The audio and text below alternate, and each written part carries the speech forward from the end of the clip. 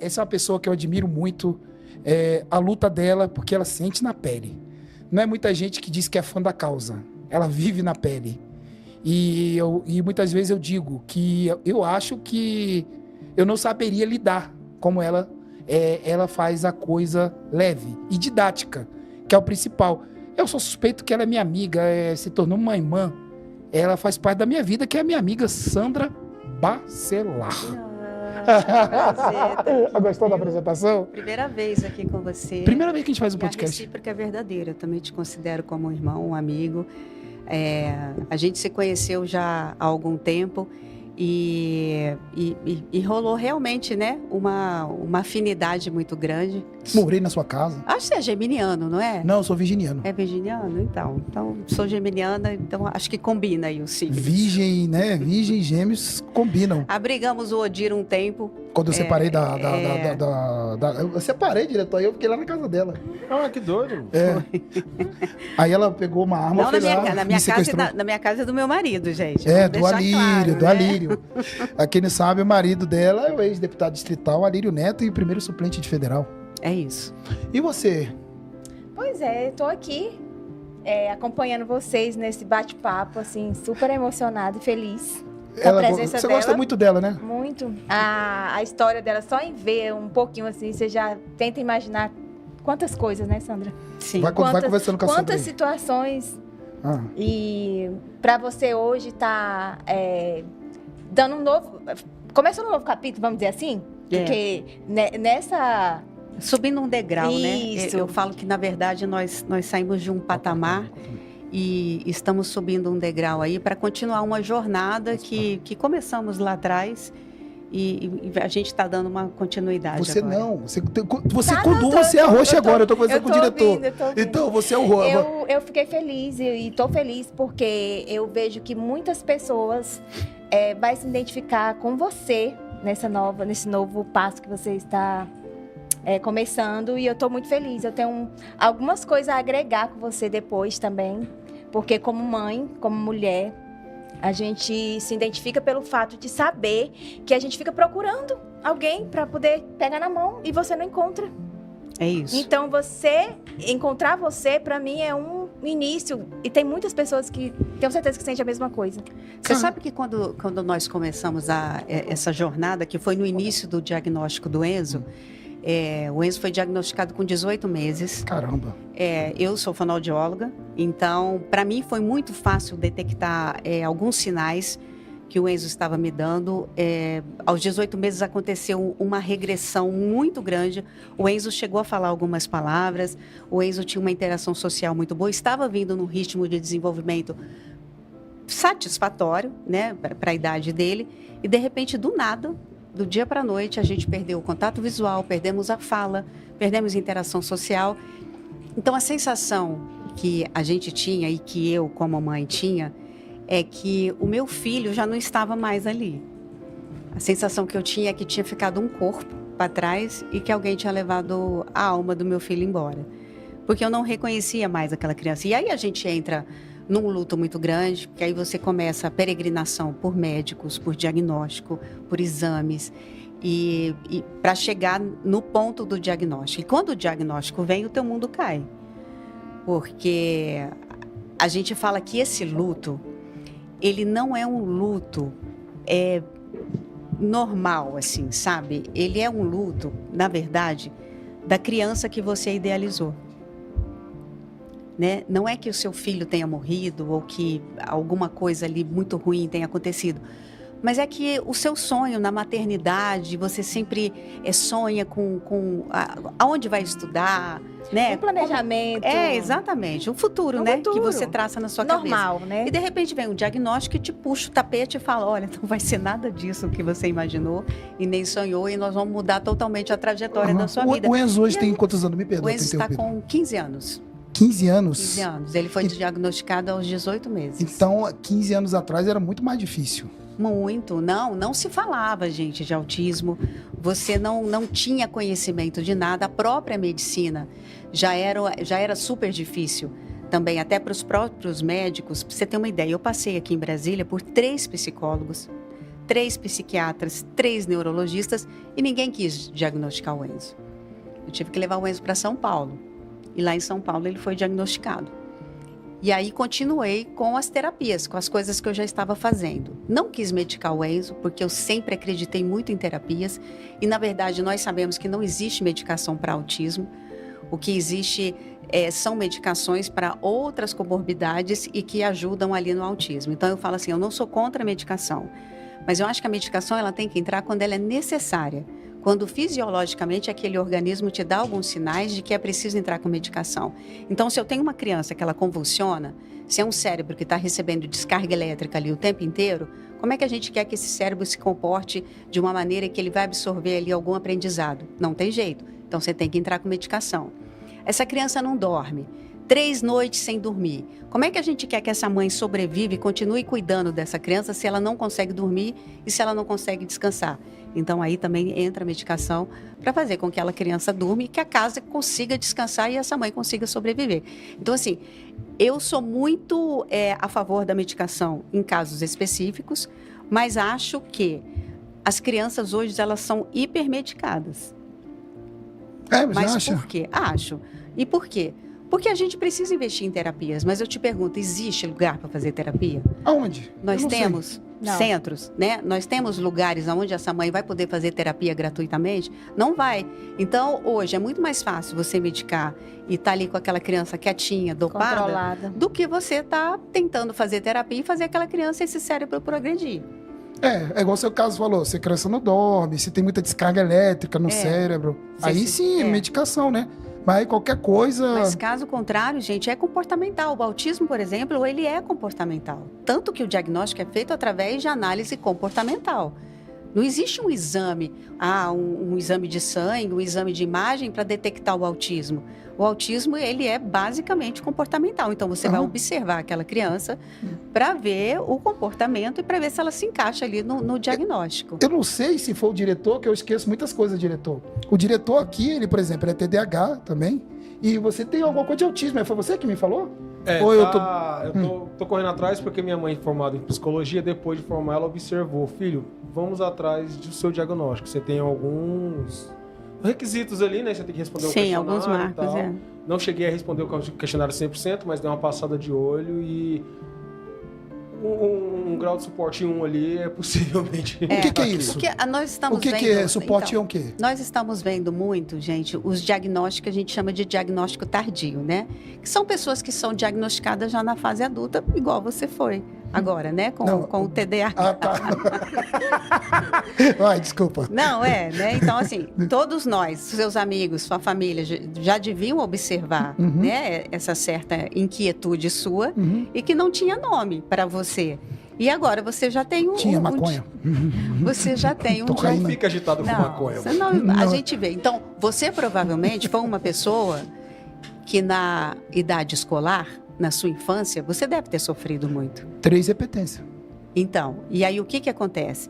Essa criança é taxada como burra, como preguiçosa. Apanhava. Exatamente. Então, principalmente as pessoas, né, da nossa geração, que os pais realmente não tinham conhecimento nenhum e nós sofremos muito lá atrás devido à incompreensão de várias coisas. Então, o que leva isso daí? O transtorno da hiperatividade, com o déficit de atenção, nessa primeira infância, se a criança não se encaixa na escola, se ela não consegue se contextualizar ali dentro e ela sente que ela não consegue aprender e que ela está atrás dos outros alunos, isso mexe também com a autoestima. E aí, o que acontece? Essa criança acaba se desinteressando, ela vai começar a fazer outras coisas em sala de aula, porque eu não consigo aprender, então vamos embora e eu também não quero que ninguém aprenda e vamos tocar o terror na sala. Meu caso, né? E casos de crianças que vão embora. A evasão escolar é muito grande em crianças com déficit de atenção. Mas, Sandra, como é que faz para diagnosticar isso já na escola? Porque eu acho que isso devia ser descoberto mais cedo, eu tiro por mim. Então, hoje nós vemos crianças cada vez mais sofrendo de ansiedade, né, de uma série de transtornos novos que acabaram chegando com essa geração. Por quê? Eu acho que nós fomos todos muito influenciados pelo uso de telas, de celulares. Essas crianças estão tendo acesso cada vez mais cedo à tela, são cérebros que estão ainda em formação, muito imaturos, e tendo acesso a informações que eles não estão preparados ainda para receber. Né? Hoje você tem um mundo aí dentro da palma da sua mão e não pode acontecer isso. Por quê? Na primeira infância você precisa passar por certos requisitos de aprendizado. Por exemplo, para você começar a escrever. Aquela história no prézinho lá, como é que chama hoje em dia, gente? Era pré-primário na minha época. Na minha época não era primário. Hoje é maternal, né? Esses nomes. Você trabalha ali com massinha, com coordenação motora, desenhando, pintando. Aquilo ali é tudo pré-requisito para quando chegar a época da alfabetização, você está apto ali para ser alfabetizado. Então, se você queima etapas, se você pula etapas, você vai ter um prejuízo lá na frente. E aí eu te pergunto, os professores, hoje em dia, em sala de aula, você acha que eles conseguem lidar com essa transformação toda que houve na sociedade? Hoje você tem em sala de aula autistas, você tem TDAH, você tem bipolaridade, você tem os TOD, que é o transtorno opositor desafiador. Peraí, esse é o quê? TOD. O que é isso? Transtorno opositor desafiador. Como é que é isso? O TOD, ele é aquela criança que ele vai te desafiar, o tempo inteiro. E geralmente ele não vai fazer o que você quer que ele faça. Ela é uma TOD, então. É super difícil. Caramba! Mas o ponto que eu quero chegar dessa. é o seguinte: como é que os professores que estudaram pedagogia, que estudaram para ensinar, basicamente, né? História, matemática, filosofia, como é que eles vão lidar com essa nova realidade que o âmbito escolar hoje traz? Criaram a lei da inclusão. E aí eu falo o seguinte, que o papel, ele aceita tudo. Quando você faz um projeto de lei, uma lei, você põe ali no papel e você passa aquela lei, você não para pensar se aquilo ali vai ter viabilidade para se concretizar. Então, a lei da inclusão, eles fizeram, vamos acabar com o centro de ensino especial e vamos colocar todo mundo na inclusão. Mas de que maneira que isso vai ser feito? Como que esse professor que estudou pedagogia, que estudou uma coisa, vai lidar com esses transtornos todos que vão estar em sala de aula? E aí é onde a gente defende. Já que tudo mudou, essas crianças também mudaram, por que não mudar também esse corpo docente que vai estar em escola? Você concorda comigo hoje, se um aluno autista surta em sala de aula, esse professor ele não tem condição de fazer a contenção, porque ele não sabe fazer a contenção daquela criança? Se um autista surtar, eu surto mais. Não, sem brincadeira. Você sempre fala para mim, eu tenho medo.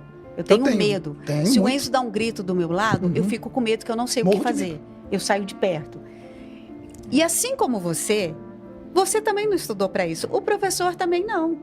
Então, quem é o profissional responsável ali por organizar sensorialmente essa criança, de repente, que entrou em surto na escola por uma sobrecarga sensorial? Quem que é esse profissional? É o terapeuta ocupacional, que estuda 5 anos numa faculdade para aprender a lidar com isso. Então, como é que você faz uma lei da inclusão e vira para um professor e fala, olha, estou te entregando aí 2 autistas na sua sala e você se vira na hora que ele surtar. Você acha que tem um terapeuta ocupacional em toda escola? Eu acho. Terapeuta ocupacional e um psicólogo, tá? Tá. Porque como é que um professor também vai lidar em sala de aula com um aluno que está em depressão? Com um aluno que está ali se automutilando? Que é o que mais acontece hoje entre os adolescentes. Um professor, ele não consegue, ele não tem nem capacidade emocional para lidar com aquilo ali. E aí, o que a gente está vendo hoje? Professores adoecidos, cada vez mais professores desgostosos em querer dar aula, super desmotivados, porque é um sistema que está se enchendo e não se está dando ferramentas para esse professor, e nem auxílio. Então, esse professor, ele tem que ter um auxílio. Então, na minha cabeça, o que seria um modelo ideal? Na escola, se ter esse núcleo do psicólogo e do terapeuta ocupacional, olha, o autista lá da sala do Odir, o professor Odir, desregulou, está tendo em crise. Vai o terapeuta ocupacional lá, pega o menino do Odir, vai lá, faz o que tem que fazer, regula esse menino. Quando ele estiver bem, devolve ele para o Odir já regulado em sala de aula. Desregulou na sala dela, vai lá, pega, faz a mesma coisa. Então, esse é o gabinete de crise dentro da escola. né? Hoje eu considero que as escolas precisam ter um gabinete de crise para poder lidar com todas essas questões que hoje a escola, esses alunos trazem e que estão colocando todo mundo aí nas costas dos professores.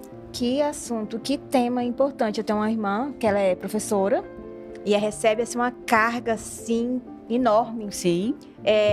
Primeiros anos dela, né, como concursada, assim, aquela responsabilidade, aquele primeiro momento também de euforia, mas ao mesmo tempo, quando chega na sala de aula, bate aquela responsabilidade, aquela dificuldade. E frustração. Exatamente. É frustração, porque você não sabe o que fazer. Exato. Ele está se vendo ali, ele tem 20, 30 alunos em sala, mais 2 autistas, mais 2, de repente, ali que estão em depressão, que tem outras questões que não sejam aí do neurodesenvolvimento, mas que traz uma série de questões ali para esse professor saber lidar.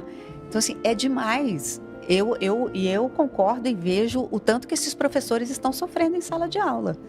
E eu acho que vai chegar um tempo que vai piorar. E, eu tô falando isso, o dia já tem 13 anos. Tem 13 anos que eu vou voluntariamente para aquela Câmara Legislativa, eu participo de audiência pública, eu participo de seminários, e eu estou falando há anos. Não adianta tentar empurrar para debaixo do tapete. Eles vão chegar em maior quantidade nas escolas e vocês não vão saber o que fazer. Então, tá na hora, agora, do sistema todo parar e vamos revisar para ver o que pode ser feito. Por exemplo, todo mundo fala mal do centro de ensino especial, né? Todo mundo que é muito a favor da inclusão. Mas, gente, há pessoas que não vai ter condições de ir para uma sala regular. Um autista nível 3 de suporte, um autista que entra em crise frequentemente, um autista que se autoagride, que agride outras pessoas, como é que você vai colocar esse menino em sala de aula regular? Como é que esse professor vai dar conta desse menino? Não vai, gente.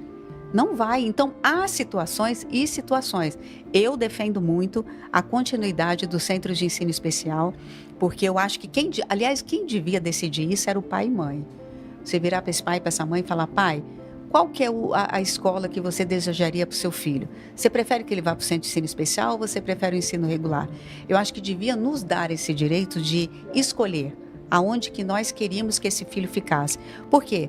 Só o pai e a mãe sabem realmente quem é aquela pessoa. Por quê? Porque eles convivem 24 horas com aquela pessoa. Não é um psicólogo que vai passar uma vez por semana. E eu sempre falo isso para os terapeutas, sabe? Gente, quem mais conhecem a criança, validem pai e mãe.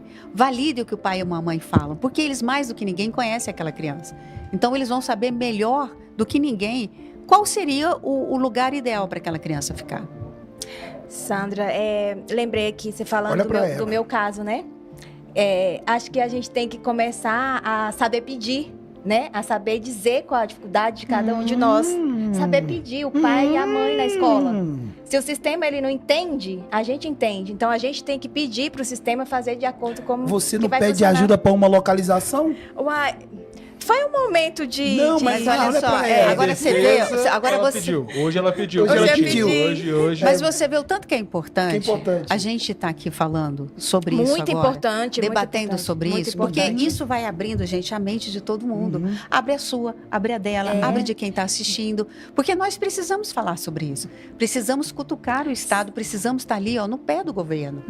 Porque precisa mudar, gente. Não tem como. Olha, há uns 3 anos atrás, eu estive com a secretária de Educação e falei com ela, e a gente esteve com ela por causa de uma situação que aconteceu no Guará. Um educador social quebrou um braço de um autista no Guará. Você lembra disso, né?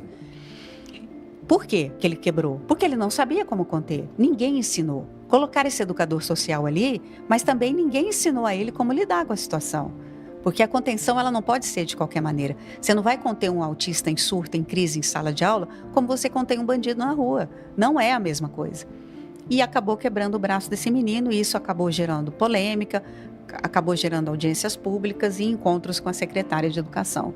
E na época eu virei para ela e falei assim: olha, eu vou te pedir uma coisa encarecidamente. Forneça abafadores de ruídos para esses autistas na escola pública.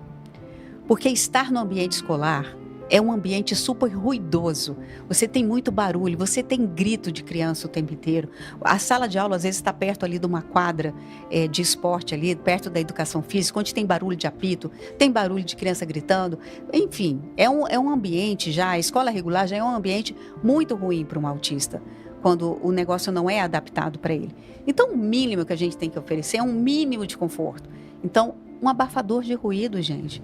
Virei para ela e falei, olha, isso aqui não custa nem R$100. O que é isso aqui para o governo? Junto do material escolar, entregue o abafador de ruído no começo do ano. Porque isso aqui já vai amenizar uma série de crises. Porque se esse autista ele tem uma hipersensibilidade auditiva, ele estando ali protegido, já não vai deflagrar uma crise. Então, você já vai dar um conforto ali e já vai podendo amenizar um pouquinho aí do sofrimento na escola. E isso nunca foi feito, Odir. E é isso que eu te falo, é impressionante como eles não nos validam. A gente dá a sugestão, a gente dá o caminho das pedras. Eu estou há 13 anos falando a mesma coisa. Eu me sinto até chata falando as coisas que eu falo já há 13 anos. E a gente não vê o governo tomando atitude. Sabe? Então, tá na hora realmente da gente falar sério sobre isso, da gente encarar isso com seriedade. Porque hoje, eu diria, é você que tem o transtorno de déficit de atenção. Mas como é que você sabe que a Bárbara também não vai ter? Bárbara tem 1 aninho de vida. Bárbara vai ser uma criança que ela também vai ser exposta a telas, vai ser exposta a um monte de coisa que o cérebro dela também ainda não está preparado, e tem o fator genético, que provavelmente ela vai carregar Pô, também. eu vou passar isso pra menina? De você. Apesar que o meu filho mais Hereditariedade. velho, o mais novo, o Gabriel, ele já dá pra perceber. Genética, já viu aquele ditado que mangueira só dá manga? Você não tem como pedir com uma mangueira, dá uma goiaba. Pô, minha mangueira tá defeituosa. Não vai dar. Então, os seus frutos vai Não, é carregar verdade. os seus rastros Eu aí. falei uma parada séria. Os seus rastros genéticos todos. Então, nós temos que preparar esse futuro, temos que preparar essa escola do futuro para que a Bárbara não sofra o que você sofreu. E é isso que a gente tenta lutar, sabe? Para que os autistas de hoje e os de amanhã não sofram iguais os autistas hoje de 60 anos, de 50 anos, que ainda estão acorrentados e amarrados em casa. É isso que eu ia falar pra você. Vejo muito caso de mãe que desesperada acorrenta o filho. Por Já quê, viu? gente? Já vi. Olha só, agora você imagina, esses autistas do passado, e eu falo que essas mães são heroínas, tá? E eu acho que ninguém tem que falar nada de mãe. Também acho. Ninguém. Ninguém pode julgar uma mãe atípica, porque só ela sabe o que ela passou. Porque se você pensar lá atrás que essa mãe ela não teve um diagnóstico, essa mãe ela não teve acesso a um tratamento, essa mãe não teve acesso a uma medicação, e essa mãe muitas vezes teve que sair para trabalhar, porque esse marido foi embora. 90% dos homens vão embora Abandonam. e não encaram a família atípica, Eu acho tá? que até mais, tá? Então, como que você julga essa mãe? Essa mãe teve que sair para trabalhar para buscar o sustento de casa. Ou ela morria de fome junto com esse menino, ou ela saía para trabalhar. E como é que ela saía para trabalhar? Ela tinha que deixar ele amarrado. Como é que ela ia fazer? Ela não tinha solução. Então, hoje, eu falo que nós já estamos um passo à frente, mas nós podemos ir além. E que esses autistas do futuro, eu acho que meu filho não vai ver a inclusão acontecendo. Mas nós estamos plantando a semente para que essa semente floresça, vire uma árvore lá na frente, e talvez Bárbara, a geração da Bárbara, vai colher essa inclusão que a gente está fazendo agora, e esse papo que a gente está tendo aqui, ó, pode frutificar lá na frente. Não, vai ficar pra história, né? Vai ficar pra sempre lá, né? Que a gente vai ficar na história, porque... quer falar alguma coisa? Eu lembrei, enquanto ela estava falando da dificuldade das mães em ter o diagnóstico, meu filho, o professor me chamou e falou assim, que meu filho estava sendo o palhaço da turma. E ele era um menino super comportado. Aí a professora falou assim, ele só faz graça. Mas era uma forma dele se sobressair na escola. É isso. Entende? E muitas vezes Depois eu fui camuflar, entender né? Exatamente. Muitas vezes E camuflar era uma forma a dele... dificuldade dele. Isso. Então era uma forma dele poder ter ali a atenção e naquela dificuldade dele, não ser para aquele lado ali da dificuldade, sim do lado da diversão, do disfarçar mesmo. Ali a situação que ele estava Cara, vivendo. que depoimento legal. Sério, como você acabou de falar. Passei várias Isso cabe situações. muito Olha a que você. legal, o que Olha que a senhora só, falou, muitas gente? das vezes, Olha. as brincadeiras que o Odir faz, e eu acho que eu tenho a liberdade de falar isso Você pra fala o que você quiser. Essas brincadeiras que você faz, às vezes que você fala, eu faço brincadeira em fora de hora, a minha risada, não sei o quê. Muitas vezes é para camuflar os seus sentimentos. Acertou. Às vezes de impotência, Acertou. de certas situações que você não consegue lidar, ou que você acha que você não tem o conhecimento suficiente, você vai e joga uma piada, faz uma brincadeira que é para desviar a atenção e o foco Você é de você. evidente? Que é isso mesmo. É verdade. É isso mesmo. É verdade, mas é exatamente isso. Então, quando eu falo que você deve ter sofrido muito na sua infância e passado altos perrengues em escola e não ter conseguido, de repente, levar os seus estudos adiante, foi muito por falta de um diagnóstico, falta de terapia e falta, talvez, de uma medicação. Ainda acho que talvez nem medicamentoso, talvez só terapia lá na primeira infância teria segurado bastante a sua onda para você continuar e conseguir levar os seus estudos adiante. Eu assim, né? Eu sou dos anos 90, 2000, né? Então, não tinha... Até para comer na época, eu comer uma carne era difícil. Na minha época. Pra você comer uma Não, carne, com certeza. você comia miúdo, essas coisas, e para você sobreviver era muito difícil. Eu sei lá, eu falei para ela que eu tava a fim de contar uma coisa aqui, mas eu sei que muita gente vai debochar de mim. Eu sei que vai ser um problema, mas eu tenho que falar sobre isso. Eu, quando tinha 14 anos, eu fui violentado. De verdade. Sem brincadeira. E aquilo ali me deixou muitas sequelas. Eu tanto que, quando cheguei em Brasília, eu comprei 338. É sério isso. Ó, É verdade. eu quero te falar uma coisa. Eu sinto muito por isso. Mas fui sim. Mas... Sinto por você ter passado por isso, porque eu sei Sim. que Vou falar. Eu sei, eu realmente passei por isso. Não é... muitas crianças passam por isso.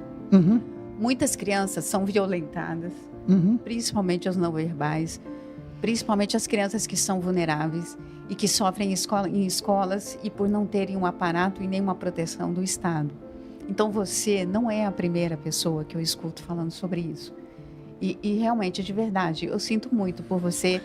E eu queria muito que você sentisse esse acolhimento. Você nunca me contou isso, eu tô sabendo disso Não, agora, eu então contei, não sabia. só quem sabe isso é o Dr. Thalisson, pessoal da minha igreja. E assim, e a violência, posso contar mais ou menos, ela não foi, vamos dizer assim, Eu entendi.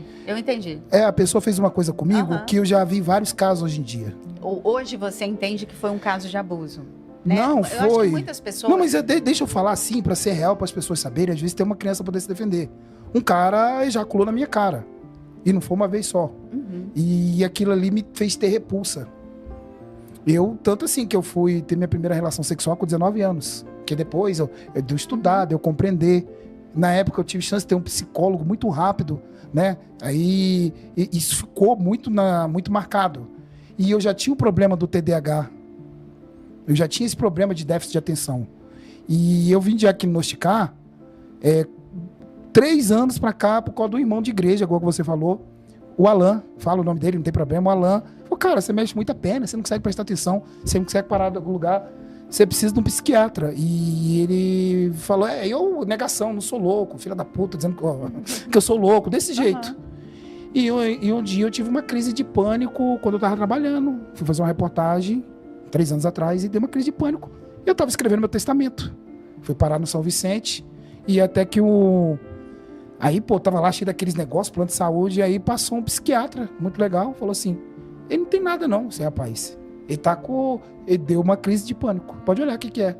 Aí ele pegou um remédio, me deu, fiquei bom na hora. E ele falou, vai tratar. E eu ainda me neguei a me tratar. Eu tive que ter 2 crises de não é pânico não, ansiedade, de tremer, que a gente vimos uma aqui uma vez, você cita nome, né, Sim. o diretor? Vimos uma que é ao vivo, né, acontecia aqui, não vamos falar nome. E aí, quando começaram a me observar, falou, você tem TDAH, fiz todos os testes, você tem TDAH e TAG.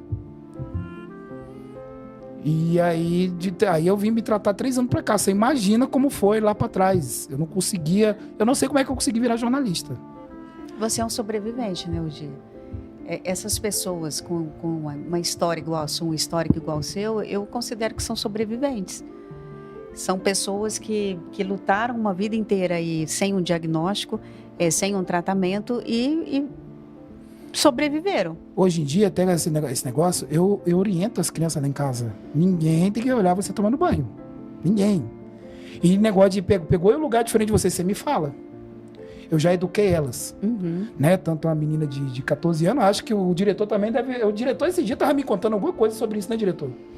Não, é que lá em casa a gente tem a palavra de segurança. Isso, lembrei. Só eu, minha esposa e minha filha conhecem a palavra de segurança. Então, assim, se alguém vier buscar, falar alguma coisa, papai mandou, qual que é a palavra de segurança do papai? Se o cara não falar, não vai. Se a mulher não falar, não vai. Sacou? Então, assim, eu passei por isso. Eu falei isso. Um dia eu tinha que vir falar público. Eu só falei isso na igreja e pro meu psiquiatra. E aí foi onde que ele descobriu que várias coisas, entendeu? Vários... ele falou, você já não era... quando você era novo, você já tinha um problema. Isso já é... Só que ele agravou devido a isso. É ruim contar, né? A gente me sente vulnerável. Não, mas eu acho importante a gente falar sobre isso e a gente vê várias pessoas vindo a público dando relatos sobre abuso, sobre coisas que sofreram na infância, mas isso é bom. Você sabe por quê? Porque tem muitas outras pessoas que passaram por coisas que você passou e, de repente, vendo um relato e vendo que você conseguiu... eu não sei se você conseguiu superar. Sabe? Não, superei. Não, eu acho que precisava aí de muita terapia, de muitos anos de terapia. Eu faço terapia. Né? Eu, por exemplo, aqui só para contar rapidinho. Então serve de exemplo para outras pessoas também buscarem. Na minha cabeça, eu ia matar né? esse cara de qualquer maneira. Eu queria matar esse cara. Eu vim aqui em Brasília, fui na Feira do Rolo, ele comprou uns 3,38 para voltar pro Rio e matar ele. Era meu plano.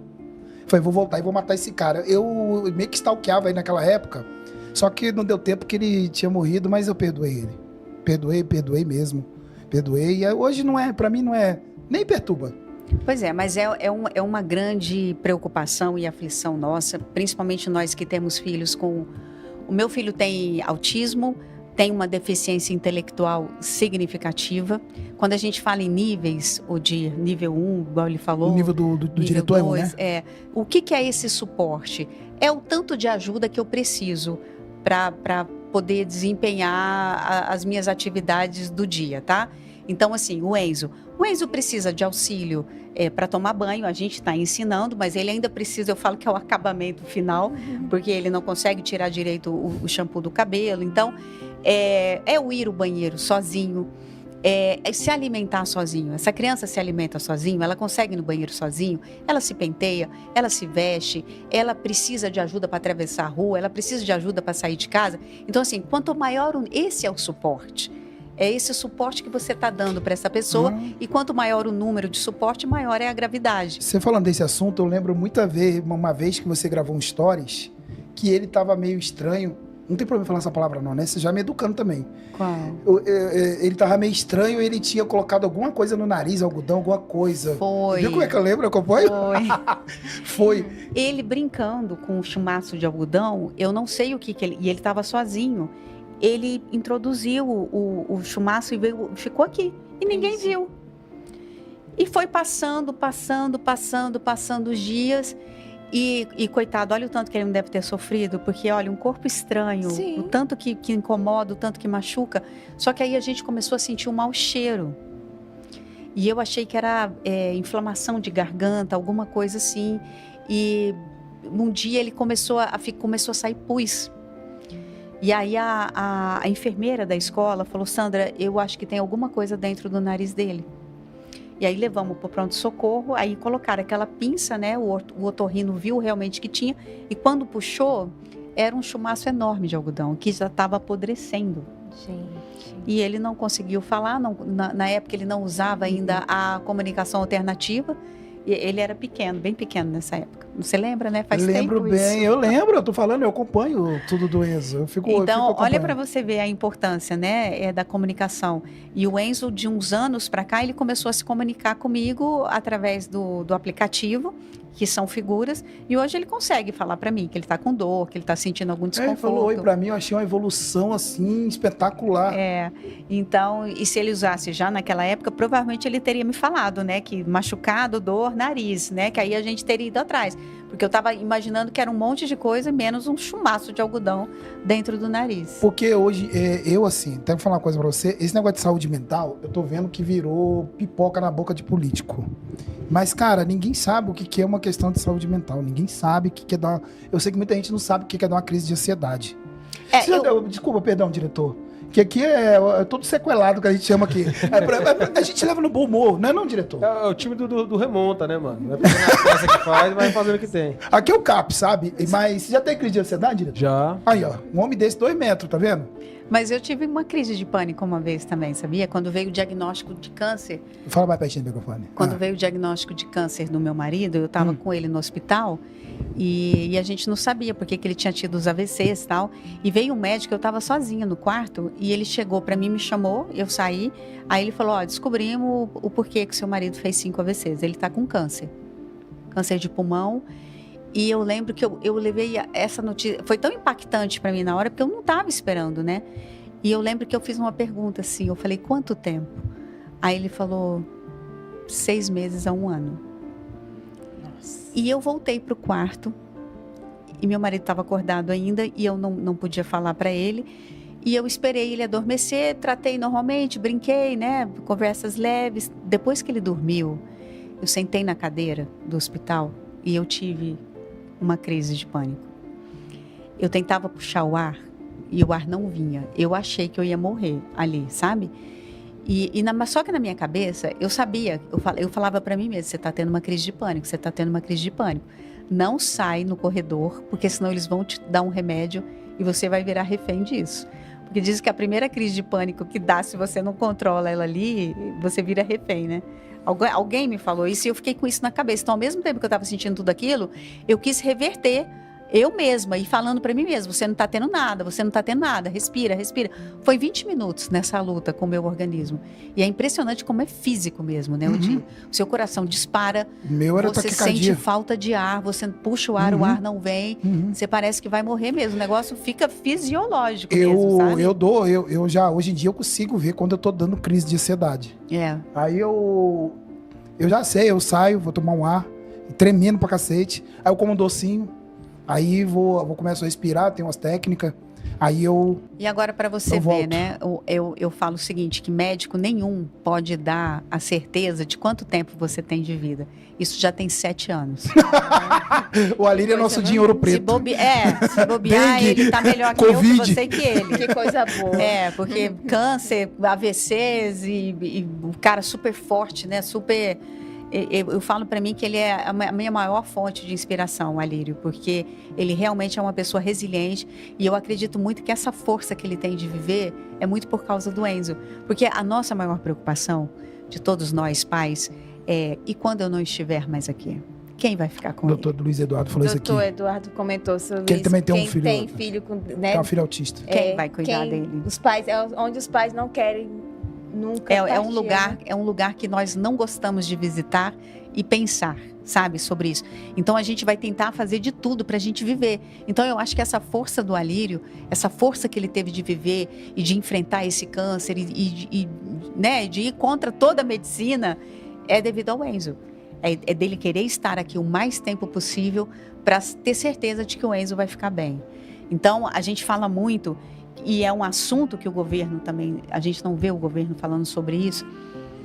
Para onde que esses órfãos PCDs, e aí eu falo que não é só o autismo, você tem a paralisia cerebral, que você tem uma criança ali, um adulto, que fica em cima de uma cadeira de rodas, que fica em cima de uma cama, totalmente dependente. Esse é totalmente dependente mesmo. Na hora que esse pai e essa mãe morrem, para onde que vai essa pessoa? Vocês já pararam para pensar nisso? Todo lugar que eu vou e que eu falo sobre esse assunto, as pessoas viram para mim e falam, Sandra, eu nunca parei para pensar nisso, nunca me ocorreu o que acontece com essas pessoas depois que os pais morrem. Nos Estados Unidos, nós já temos as moradias assistidas, que são as residências assistidas, para esse tipo de público, né? Porque eu falo o seguinte, hoje, muitos deles são levados para clínicas de dependente químico, que não é um lugar salutar para eles estarem. Não é, porque a situação ali é totalmente inversa, totalmente oposta. Então, numa residência assistida, você estar ali com aquelas pessoas, mas em terapia, mas um lugar onde eles possam morar, onde eles possam viver até o fim dos seus dias, mas protegidos, para que situações de violência não aconteçam, para que eles não estejam em estado de vulnerabilidade na rua. Quando eu vejo morador de rua, eu não fico pensando assim, é um drogado que está ali. Muitas vezes pode ser um autista que perdeu o pai e a mãe. e que hoje está morando na rua, Eu já vi caso. porque não tem para onde ir. Eu já vi caso. Muitos são deficientes intelectuais que estão na rua. E cadê o Estado para proteger essas pessoas, Odir? Você tem noção do que eles passam na rua? Da inocência, da vulnerabilidade, de todo tipo de violência. Todo mundo que eles querendo quando eu falo que eles violentar, estão não é sofrendo. E não é só violência sexual, não, é isso que eu ia falar. É todo tipo de violência que você Agressão. puder imaginar. Então, essas pessoas, cara... E eu fico mais arara da vida ainda, é quando as pessoas viram e a gente sente esse olhar. Você teve seu filho com deficiência, problema seu. Eu não tenho nada com isso. Só que nenhum de nós aqui, nenhum de nós três, está livre de ser uma pessoa com deficiência a qualquer momento da vida. Você pode sofrer um acidente de carro, de moto, perder uma perna, perder um braço. Você pode ter um AVC e que te deixar totalmente Sequela. incapacitado. Ó, meu marido teve 5 AVCs, ficou com sequela na visão. Hoje ele tem baixa visão. Então, ele é uma pessoa com deficiência por causa da baixa visão dele. A questão da memória também não é tão ínfima, né? É, porque você tem um cérebro ali cheio de cicatrizes, Uhum. né? Que foi acometido por 5 AVCs, Poxa. que não foi brincadeira. Ele tá bem demais. Eu falo que, nossa, ele é um sobrevivente, assim. Ele é um homem de ferro. É um caso raro na medicina. Mas aí você pensa, para onde que vão essas pessoas? Qualquer um de nós aqui está passível a precisar de um lugar para morar e que seja totalmente adaptado para te receber. Então, assim, a gente precisa realmente levar a sério, debater sobre esse assunto e falar sobre a criação dessas residências assistidas, para que esse pai e essa mãe tenham o direito de morrer em paz. Porque eu falo o seguinte, gente, que eu aposto que no meu último suspiro de vida vai ser o meu último pensamento. Como é que ele vai ficar? Quem vai ficar com ele? Será que ele vai ficar bem?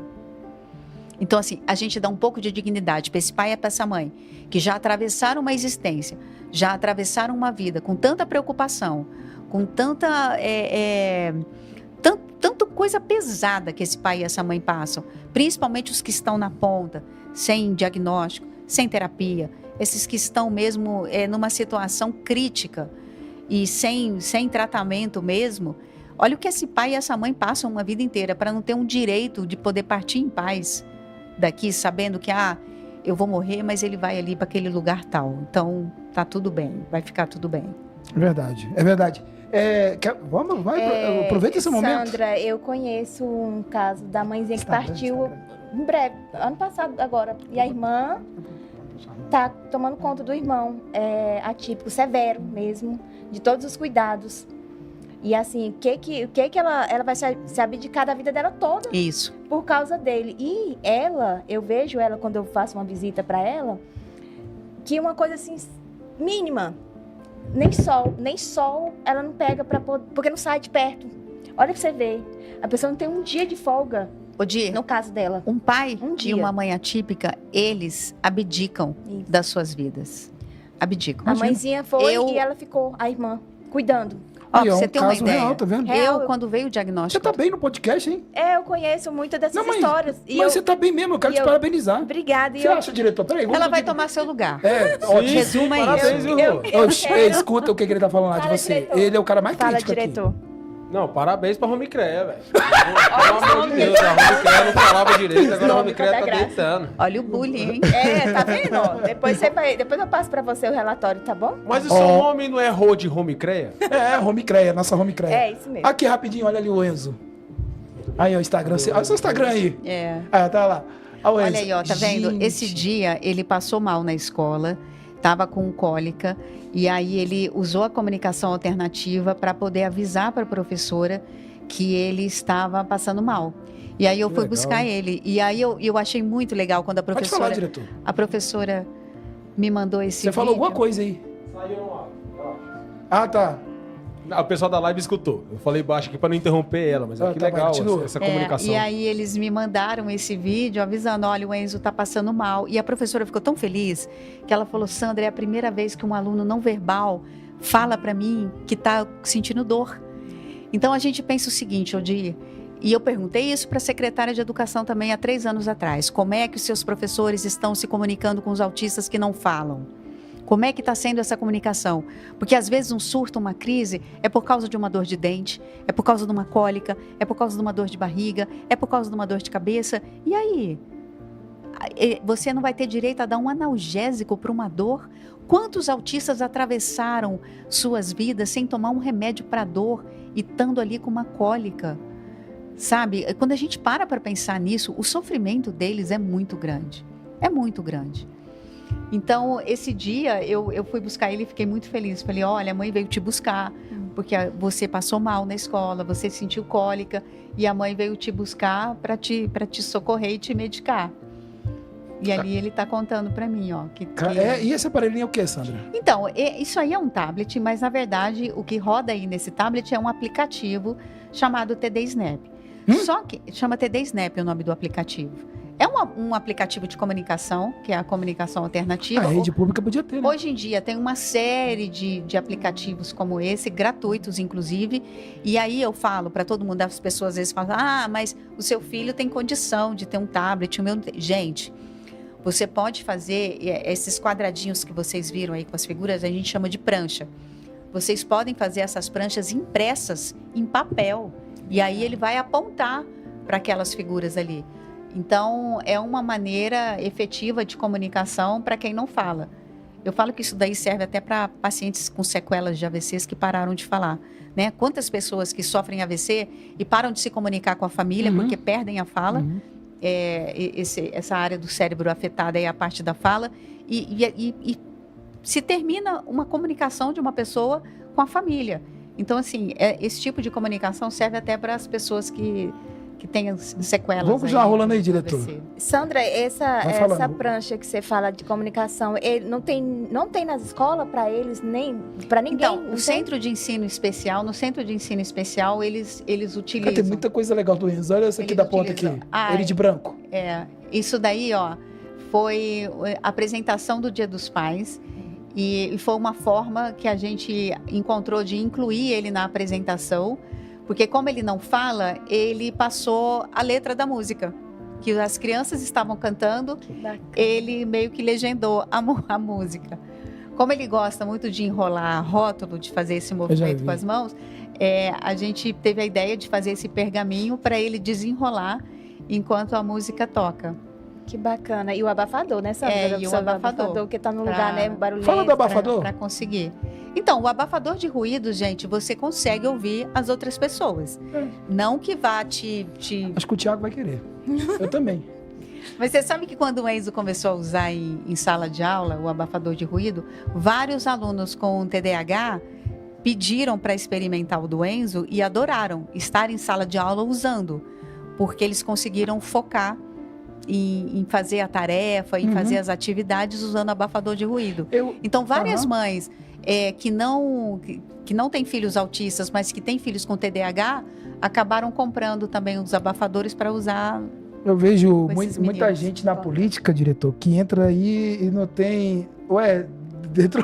Oxi, do nada. Entrou Joaquim Ores Neto, do nada. Do nada, meu Deus do céu. É o Instagram lá. Eu vejo muita gente, né, falando de autismo, mas não tem a mínima noção dessas coisas aí, né? Você tá falando abafador. Tem outro vídeo legal dele aí, quer ver? Deixa eu ver se tá aqui. Não, tem esse aqui, ó. Aquele vídeo ali, ó. Esse da ponta que tá com a mochila. Esse aí. A gente tá ensinando... Nível 3, né? Tá ali nível 3. Nível 3. A gente está ensinando o Enzo a voltar para casa agora. Encontrar o caminho de volta para casa, né? Que é uma coisa também super importante, porque vários autistas têm o que a gente chama, é um termo em inglês chamado elopement, que é a fuga, né? Os autistas que fogem. Mas é super necessário que eles aprendam a voltar para casa, porque se acaso aconteça essa fuga, eles conseguirem pelo menos voltar, né? Então, a gente começou esse processo de ensinar o Enzo a conseguir andar de ônibus. A gente sabe que o ônibus ele é um lugar que oferece muitos estímulos, né? E que para os autistas é um obstáculo muito grande. Porque você tem ali vários estímulos, tanto de conversa, o barulho do motor do ônibus, que é muito forte, o movimento, muito estímulo visual.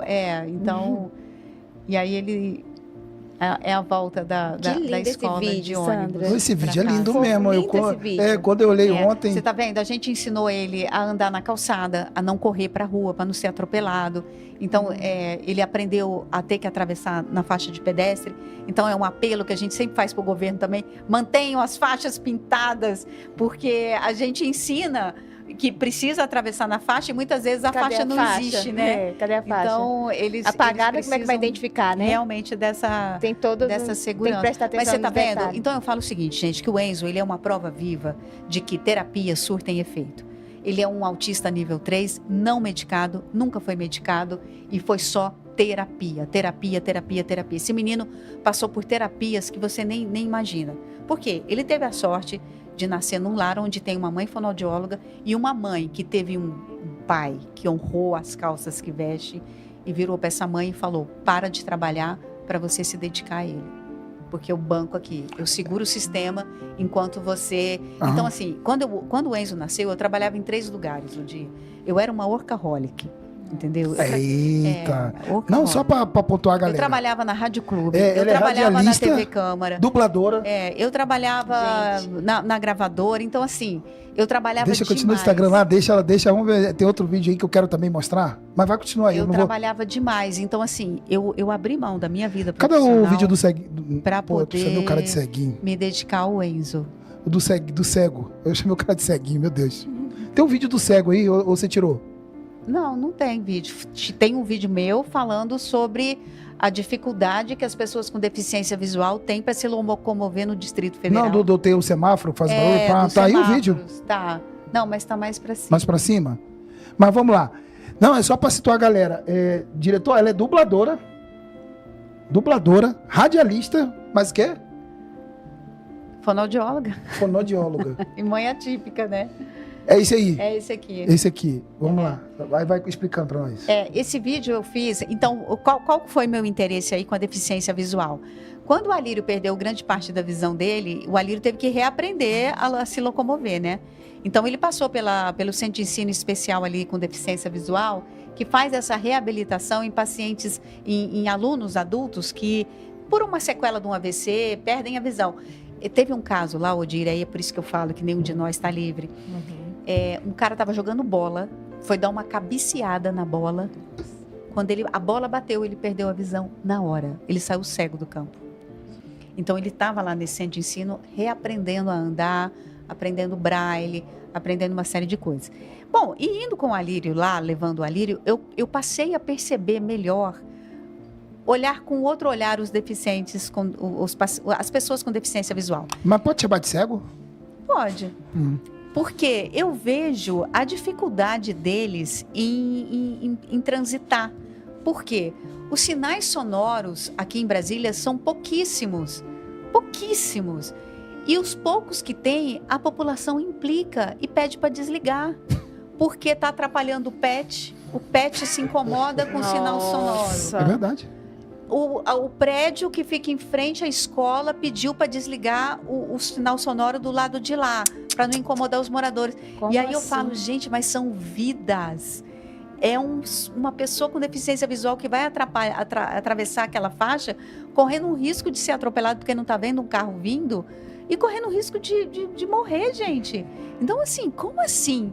Vocês estão incomodados com um barulhinho. Ou seja, se esse sinal está muito alto, Detran, vai lá e dá uma diminuída no volume, deixa um sinal mais baixo, mas como assim desligar? Né? Não tem sentido. Então, não entra na minha cabeça todos os sinais sonoros não terem, esses semáforos não terem sinal sonoro. Mas você estava atravessando com um rapaz, tem esse vídeo. Ou não? Você não Não. botou no ar? Não, acho que eu botei nos stories uma pessoa que estava saindo da escola. Aquilo era pro feed, mulher. E aí eu falei com ele falou, eu falei, eu posso te ajudar a atravessar? Ele falou, pode. E aí eu falo aí também, das paradas de ônibus. Você sabe o que acontece? Quando eles vão para a parada de ônibus, eles precisam esperar alguém chegar para avisar para eles que ônibus que está chegando.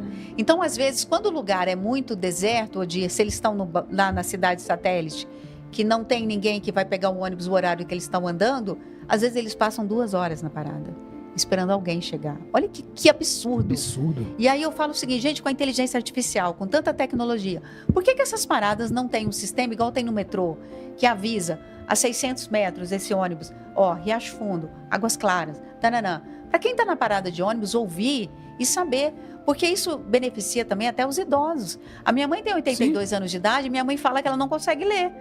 Quando o ônibus passa, quando ela consegue processar ali, o ônibus já passou. Tipo ela aqui. Então, esse sinal... Não, eu tô falando Mas sério. é sério? É sério isso É porque aqui? eu Esse fiz consulta aviso. de vista É hoje sobre também, ela, e é aí sério. Um monte de coisa. que É. já Não é tô brincadeira atrasada. não, pior que não é então. zoeira não. Ela Então, esse aviso sonoro nas paradas de ônibus não é uma coisa surreal e nem difícil não, de fazer, não é. sabe? Mas vai beneficiar uma grande parte da população. E não só as pessoas com deficiência visual, mas os idosos, sabe? As pessoas com sequela aí de visão. Então, assim, são soluções que eu fico pensando, cara, como é que ninguém nunca Não, pensou mas esse nisso? negócio, até quando, por exemplo, eu sou míope, tiver sem óculos, aí eu perdi o óculos. Você também não vai conseguir. Não, eu não sei como é que essa mulher sobreviveu esse tempo todo. É. Que é cega. Então, assim, Eu fui a gente hoje. precisa falar sobre isso. A gente precisa É. falar sobre inclusão, a gente precisa falar sobre acessibilidade, sobre mobilidade. Porque a gente precisa construir um Distrito Federal, gente, mais Acessível. acessível. A palavra é essa. Precisa ser acessível para Inclusivo. todo mundo. Uma coisa que eu ouvi de uma pessoa com deficiência visual e que me tocou muito, sabe o que ele falou para mim? No dia que eu estava conversando com ele, que eu estava lá gravando o vídeo, ele perguntou para mim, por que você está gravando esse vídeo aqui? Eu falei, não, eu estou gravando para mostrar a dificuldade que vocês têm para andar. Sabe o que ele falou para mim hoje? Ele falou assim, o governo nos olha como lixo, É verdade, nós somos uma escória, é verdade. porque nós não significamos nada para eles, porque nós somos minoria. E a minoria não interessa para o governo, porque para eles nós somos pouco votos. Olha, gente, isso me partiu como um raio, assim, porque eu falei, cara, como é que pode a gente pensar que existe uma certa camada da população que se sente lixo perante um governo? Tá na hora da gente mudar isso, né? Eu me preocupo, Sandra, com uma certa coisa. Hoje eu tenho essa... Você falou que eu sou o quê ontem lá na sua casa? Você me falou alguma coisa. Eu fui lá na sua casa te convidar ontem pro podcast. Você falou que eu... A gente falou tanta coisa. Não, você falou que parece que eu também sou... Como é que é? Ela usou uma palavra. Sou pessoa com deficiência, sei lá, alguma coisa assim? Doido. Doido. Não, ela usou uma palavra não foi técnica. outra que ela é palavra. técnica, ela usou uma Foi palavra. bipolaridade? Bipolar? Não, a pessoa, necessidade especial, alguma coisa assim. Você falou alguma coisa... Não, eu falei, você agora também se tornou Que é do clube. PCD, É um PCD? É. Peraí, devagar também, né? pessoa com deficiência. Eu sou por quê? Agora vamos debater esse negócio agora. Você Tô brabo virou pra agora. mim, você virou pra mim e falou, eu sou TDAH, eu tenho síndrome de Tourette, eu tenho não sei o que, não sei o que, não sei o que. Eu falei, então beleza, bem-vindo, né? Então pega o caixão e me enterra logo. Você se Brincadeira. tornou uma senão pessoa vai com ficar- deficiência. Eu tô levando pra Não, brincadeira. mas olha só, Aí meu e aí a gente desconforto, eu faço a cai, brincadeira, viu? cai na temática Hum, do que a gente acabou de conversar aqui todo mundo, Foi. que ninguém tá livre ninguém de tá a livre. qualquer momento precisar de um monte de coisa, Odir. De um monte de coisa. Você Sim. concorda comigo? Ó, vamos levantar uma outra temática aqui que as pessoas nunca pararam para pensar. Vocês já pararam para pensar, por exemplo, eu, tá? Fui uma mãe que parei de trabalhar, né? Abdiquei minha vida profissional toda para me dedicar ao meu filho. Vamos supor que meu filho morresse primeiro que eu. Eu já uma pessoa velha que parei de trabalhar para cuidar dele. Muitas mães param de trabalhar hoje, as mães que não têm um marido, e esse filho recebe um BPC, que é o benefício de prestação continuada, tá? É um auxílio que o governo dá para você ajudar a manter aquela pessoa sobrevivendo. Quando esse filho morre, primeiro que essa mãe que já está velha, que não conseguiu trabalhar, né, que não conseguiu ali se aposentar, quando esse filho morre, ela perde esse BPC. Vocês já pararam para pensar o que acontece com essa mãe? Fica sem o Ela filho, perde sem o filho, sem o filho, auxílio. sem o auxílio, sem nada. Ela já está idosa, ela não Sem consegue oportunidade mais Sem trabalhar e sem aposentadoria. Olha que coisa louca a gente parar para pensar o que vai acontecer com essa mulher lá na frente. São coisas que a gente não pensa, né? Nossa. Sim. Mas na hora que a gente fala aqui, eu aposto que vocês vão chegar em casa, vocês vão ficar pensando isso. Nossa, realmente, o que acontece? Como que vai Não ser? só em casa, tá? A partir de agora já tô pensando. Gente. Pronto, é isso. É isso. Ó, toda reunião que eu faço, gente, todo mundo, quando eu termino, fala assim para mim, nossa, você me deu uma aula hoje. Ué, No dia da o minha que reunião... aconteceu aqui hoje? Exatamente. No dia da minha reunião lá no... Nós fizemos o lançamento da minha pré-campanha lá no Guará. O Paulo Otávio falou uma coisa... Ele falou uma coisa tão linda. Ele virou para mim e falou assim, olha, estar aqui nessa reunião hoje, você não tem noção do tanto que eu aprendi aqui hoje. Ouvindo as coisas que você falou. Porque eu estou pensando e refletindo sobre coisas que eu nunca parei para pensar na minha vida. E ele falou, e olha que não é uma vida curta, né? É uma vida já longa, já sou uma pessoa adulta e nunca parei para pensar sobre coisas que você disse aqui. Então é sobre isso, é sobre a gente falar, é sobre a gente debater e a gente fazer as pessoas refletirem e pensarem do que a gente pode fazer para melhorar a vida dessas outras pessoas. Você fez aqui, o diretor falou que tá refletindo, não é? Vou jogar uma postagem aí só pra você ver. Fala o que você quiser. Olha aí. Você tá um pouco participativo hoje, diretor? Tá aborrecido? Ele está refletindo. Tá, é pior que eu também não tô... Observa esse post. Ó, ele prestou Como atenção. parece uma etiqueta. Como o autista sente um pedaço de pau com vários espinhos. Como parece, só um perfume. Como o autista sente. Chega a tá sufocando com o cheiro. É isso. Como parece, tá tirando a camiseta, aquele momento que ele tá por dentro da camiseta ali, que a gente só passa pra ele, como é que ele se sente amarrado. A multidão, né, público, barulho, perturbação. Você entende bem isso aqui, Odir? Que a gente não aguenta e some, cada um vai pra um canto. Ele sabe que eu odeio. Doideira é isso, né, mano? Caraca, que postagem linda. Essa é a sobrecarga, é o que a gente fala da sobrecarga sensorial, tá? Muito importante. Por que sensorial? Porque são os nossos sentidos, né? Uhum. No nosso cérebro, gente, existe o sistema inibitório que a gente chama, que consegue filtrar as coisas. Por exemplo, eu tô aqui conversando com você, tem o barulho aqui do ar-condicionado, tem o barulho dele teclando ali, né? O barulhinho do teclado, mas eu consigo filtrar isso e prestar atenção em você. Para um autista, isso é muito difícil. Então, ele está aqui ouvindo você, mas ele está ouvindo o ar-condicionado, ele está ouvindo o tec-tec do teclado, ele está ouvindo o menino ali que está, às vezes, encostando o pé na parede, ele consegue ouvir. O Enzo, eu fui, esses dias, peguei a Gillette para depilar o braço dele, porque se o pelo fica muito grande, o desodorante não consegue alcançar a pele, né? Então, você tem que tirar os pelos.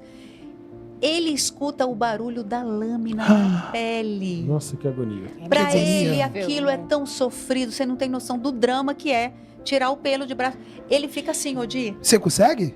debaixo do chuveiro, fazendo essa cara que eu tô fazendo para você. Porque o chuveiro já tem um barulho e meio que esconde o barulho da Exatamente, Gillette, é né? tudo. Então, Camufla. aquilo para ele é uma lâmina, como se fosse, sei lá, uma faca sendo afiada. Eu não consigo nem imaginar como é que ele recebe aquele barulho. Teve um tempo que eu editei um curso de programação. Você até conhece o pessoal. Não conheço. E aí, para poder deixar bonito, a gente colocou um BG atrás, um background, que tinha um movimento. Em cima ficava o slide, do lado a câmera. Mais ou menos isso que eu faço para colocar o Instagram. Uhum. Só que eu fiz uma imagem em movimento, com o infinito, um negócio bem legal. Tivemos que tirar porque o pessoal que tinha autismo não conseguia concentrar na aula por conta do movimento da imagem atrás do vídeo. É isso. É Eu tive que mesmo, editar cara? todos os... Eu tô falando mais de 300 vídeos. Olha, eu tive que essa aí eu não sabia, não. Gente, tem alguns A gente não autistas... tinha conhecimento disso antes, né? Senão a gente não tinha feito. Quando Tem descobrimos, alguns tiramos. autistas que relatam, sabe o quê? Sabe essa lâmpada, essa fluorescente aí, comprida, LED. que tem em sala de aula? Não, essa grande. Essa bastão aí. Essa Aham. normal, essa que é usada muito em escola. Eles conseguem ouvir aquele barulhinho Eu dela. Eu também. Eu consigo. É um saco. E aí tem muitos juro. autistas que às vezes entram em crise em sala de aula por causa desse barulho que eles não aguentam. Porque Dependendo além do deles dia, Eu escutarem, escuto muito. esse barulho ainda vem amplificado. Então, com um volume ainda muito maior. Não, mano, não precisa... Então, tem Ah, autistas, desculpa. às vezes, que pedem até para apagar a luz. Quando você está numa Olha. reunião, dá para apagar essa Não, luz. tem uma série que tem o cara, ele tem esse transtorno, eles até trouxeram, o cara ele não consegue ver luz, não, ele tem que ficar no escuro. Sabe aquele movimento que muitos autistas, vocês já viram fazendo esse Eu já. movimentinho de Uhum. mão? Já vi, já. Isso aqui, ó, é para filtrar a luz dos olhos. Gente. Doideira, A hein? intensidade da luz. Então, muitos deles, às vezes, fazem isso aqui, ó, Porra, pior que funciona. para tentar... Faz para você ver como Faz que aí, filtra. Odir, faz aí. Acabei de fazer, funciona. A luz Olha como é... E pior que tira- funciona. Olha para aquela mais faz forte sombra, ali, né? olha. Ó, aqui. É. Olha como que melhora. Corta aqui pra mim, diretor, só um pouquinho. Gente. Aí assim, ó. Pronto, aí volta. Então, tudo neles pode ser hiper. E não que todos tenham, todos juntos, esse conjunto. Então, às vezes, é uma hipervisão, às vezes é uma hiperaudição. O hiper, o que que é? É um aumentado, né? Então, por exemplo, o Enzo. O Enzo, ele não tem hipersensibilidade auditiva no geral. São algumas frequências. Então, quais são essas frequências? É o do escapamento de moto, caminhão de mudança. É isso que incomoda o Enzo. Se incomoda a gente? Incomoda muito. O Na era resto, do delivery, eu fico com dó dele, né? ele sofre bastante. Então, e não são todos iguais ao dia. O pulo do gato aí em relação ao autismo o porquê que é tão complicado é porque não existe dois autistas iguais. Cada um tem a sua particularidade, tem as suas reservas, entendeu? Então você nunca vai encontrar dois iguais. E aí agora, vamos voltar para o autista nível 1, dos diagnósticos que estão acontecendo agora. O porquê, tá todo mundo falando, nossa, aumentou demais, por que tem tanto? Por que tem tanto? Grande parte desses diagnósticos, a gente não sabe se está sendo muito criterioso essa avaliação, criteriosa essa avaliação. Por quê? Porque às vezes você só tem a gente chama de fenótipo ampliado. Você pode ter um traço, 2, 3, mas não necessariamente você se torna um autista por causa disso. Por exemplo, eu tenho, sei lá, um traço, você pode ter 2, 3, mas não necessariamente, porque o autismo, gente, ele precisa vir com certo prejuízo. Você consegue entender? Não consegui, não. Mesmo Posso mentir, você não. sendo um autista nível 1, algum prejuízo na sua vida ele vai trazer. Tipo, eu não consigo trabalhar. Pode desabafar, diretor. Uma dificuldade que você não Você consegue. que tá, você tem mais precisa de causa. ajuda. É isso. Tem que ter um Se tipo de vier de ajuda. prejuízo. Eu Tem falei que ter isso uma ontem para dificuldade. uma convidada. Aqui, ó. Não, eu aqui, ó. Quero ouvir ele. Aqui. Eu falei isso ontem para uma convidada, não. Para uma menina que fez um podcast ontem no final, que ela tava... Claramente, todo mundo que faz o primeiro podcast, o primeiro episódio é de um jeito, o segundo é outro, e aí vai evoluindo. Aí ela com dificuldade, eu falei pra ela, você já consegue imaginar que eu tenho dificuldade de conviver socialmente? O meu natural não é falar com pessoas. O meu natural não é cumprimentar. A minha esposa, ela é a minha simpatia, faz amizade com o pessoal na fila da lotérica. Me incomoda. Eu tenho dia que eu não quero sair e encontrar amigos. Eu quero sair É isso. lugar. E provavelmente... Isso é autismo? E isso provavelmente, ó, interfere inclusive na vida conjugal. Demais! Porque o que acontece? Eu sofro com isso. Essa esposa quer ir pro show, Sim. ela quer ir pra balada, ela quer ir Minha divertir, ela quer ir pro barzinho, ela quer conversar, ela quer viver, entendeu? Mas eu consigo E lidar aí, bem. o nível 1, geralmente passo. ele não vai querer. Por quê? Porque ele vai ter muita dificuldade na interação social. Ele vai ter uma certa dificuldade com barulho. Meu problema é barulho, som alto. Meu Deus do céu. Então, endógeno. é isso que eu te falo. Mas isso não te torna um autista. Não, claro que não. Você tem traços, entendeu? Por isso que a gente fala no espectro, que é uma coisa muito, muito ampla. E aí eu acho que alguns diagnósticos estão sendo feitos Exagerados. de maneira não tão Concordo. criteriosa. Vamos Concordo. usar Tem muita esse gente termo. que pega o TDAH É. pra Por disfarçar exemplo, uma eu não me Pra pegar o conformo- Gil Neve, eu tô ligado. Eu não me conformo de uma pessoa que se diz autista nível 1 ir para a internet e fazer festinha de chá revelação de diagnóstico. Não, isso é De comemorar. Como? E a gente Nossa. está vendo muito isso, sabe? Então, um autista mesmo, nível 1, eu acho que ele não vai se comportar dessa maneira, não vai ficar soltando fogos, porque só ele sabe o sofrimento e o prejuízo que o autismo está trazendo para a vida dele. Então, Certeza. para mim, virou um oba-oba numa certa parte aí desses diagnósticos não feitos de maneira criteriosa. Eu depois, né? Daqui já, pô, 1h10, vai pra 1h10 de Ai, podcast. se deixar, gente, eu vou falar É. até ano que vem, porque a Mas pessoa você tem fala. coisa Não, pra mas falar. é nosso podcast aí, deixa eu falar, viu? Você não esperava isso. Fala. Eu falo. Não, ela tem muito o que ensinar, o que passar. Vou falar pra você, doutora Sandra, você vai ser porta-voz de muitas mães, de muitas mulheres, e você, ó, vai É isso. com tudo. E essa foi uma das razões, Odi, que eu resolvi colocar meu nome à disposição. Primeira vez que tá falando de política, viu? Você sabe por quê? Porque o que a gente viu e vê até hoje são pessoas estando num lugar e se dizendo que são da causa, que nós apoiamos as mães, Não nós entende. sentimos. Não Eles entende. não entendem. Não entende. Não entendi. Não entendem. Eu falo o seguinte: eles são rasos, porque quando você tenta aprofundar o assunto com essas pessoas, elas não conseguem continuar o nível ali de raciocínio do que realmente é o autismo. E eu não falo só do autismo também não, tá? Paralisia cerebral tem lá suas grandes dificuldades. A galera da síndrome de Down também tem Nossa, sérias é mesmo. dificuldades em tudo, em inclusão, em terapia, em tudo. Então, assim, eles conhecem superficial. E aí, quando você vem uma mãe com uma coragem de botar o nome à disposição e de entender realmente o que é, e o que é passar isso, o que é você olhar para outra mãe e ver essa mãe sem terapia, sem diagnóstico, e você sofrer por ela, porque acaba que rola uma irmandade, né? Sim. A comunidade toda, ela se abraça e sente as dores do outro. Então, não cabe mais esse tipo de política, esse tipo de falácia. Eu acho que a gente precisa agora de uma representatividade de verdade. Da gente levar para aquela casa a pauta da acessibilidade, da deficiência, 365 dias no ano e não sazonal, como acontece hoje. Chega o mês de abril, autismo, todo mundo fala de autismo, todo mundo quer falar de autismo, e o resto do ano acabou. Ninguém fala, ninguém toca no assunto. E não, a gente precisa estar no pé do governo 24 horas e 365 dias do ano para falar, para botar esse governo para refletir, para debater, para falar sobre a real demanda de necessidade de toda a comunidade PCD. Caramba, hein? Tivemos aula aqui hoje, hein? Animal, viu? Animal. Ela achou que no nosso podcast ninguém deixa o convidado falar. Aqui a nossa regra, é o convidado que fala, não é a gente. Eu acho o seguinte, que falta convidado para dominar o TDAH, entendeu? Não tem. Olha, ó, Não achou tem, ela. porque... Eu falei que eu ia laçar o dia, gente. Aí, ó, é achou. isso. Achou, Ela você te ficou- deixou quietinho hoje, É, mano. Ela te deixou Eu quietinho. consegui uma proeza. Podem me colocar aqui nos Não, anais da casa. Mas verdade, aqui ela tem o ficou seguinte, aqui os Quietinho. convidados vêm e não falam, pô. É difícil. Ah, Odi. Não é, É não. verdade, isso é verdade, isso é verdade. Os Ô! convidados vêm com medo, Vou não passar falam. toda a câmera. Hein? Mas os convidados não falam. Não falam, E verdade. quando fala, eu não fico assim. O convidado falando, eu fico E pedindo pra falar, ainda fica do outro lado da mesa assim, Fica ó, fala, viajando, fala. né? O dia Hã? o convidado falando e você lá em Nárnia, Mas né? eu gosto que o cara fale.